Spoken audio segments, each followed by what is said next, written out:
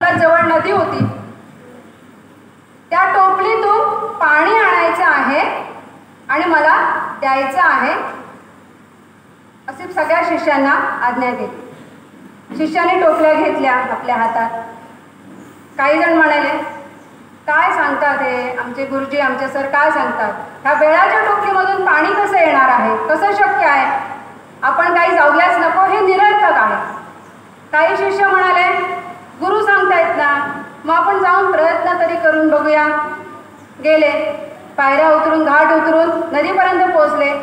टोपली बुडवली पाण्यामध्ये, नदीच्या पाण्यामध्ये वर केली। साहजिकच पाणी आतमध्ये राहणार नाही, सोडून दिलं काही जणांनी। काही जणांनी परत बुडवली, पाणी काही टिकलं नाही।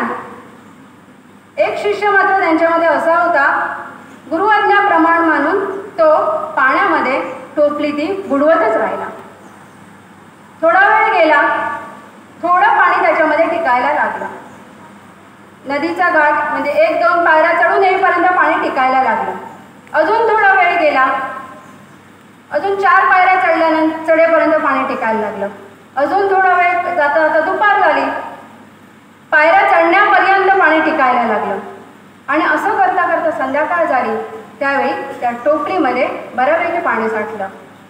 सतत ती बेळाची टोपली पाण्यामध्ये बुडवल्यामुळे ते बेळ फुगलं होतं, सगळी चित्र बुजली होती आणि त्याच्यामध्ये पाणी साठलं होतं। एकमेव शिष्य असा तो होता की ज्याने गुरूंना आणून पाणी दिलं।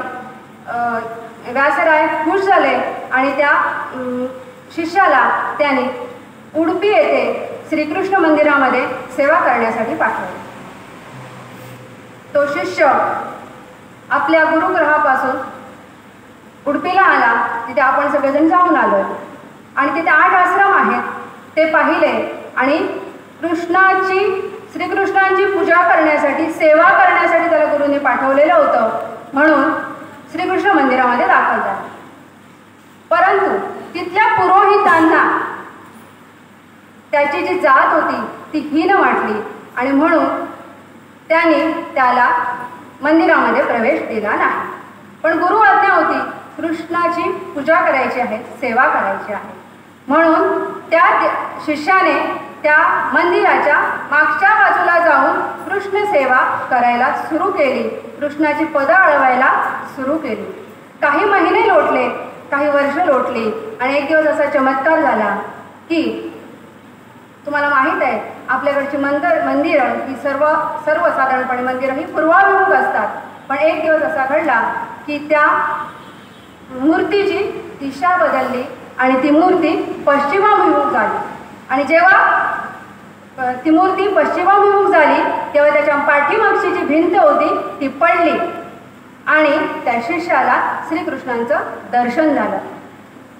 ती खिडकी म्हणजे कणखन खिंडी जी गेल्या वर्षी आपण बघून आलोय उडुपीला, आणि तो जो शिष्य होता तो म्हणजे विठ्ठल भक्त संत कनकदास। धन्यवाद।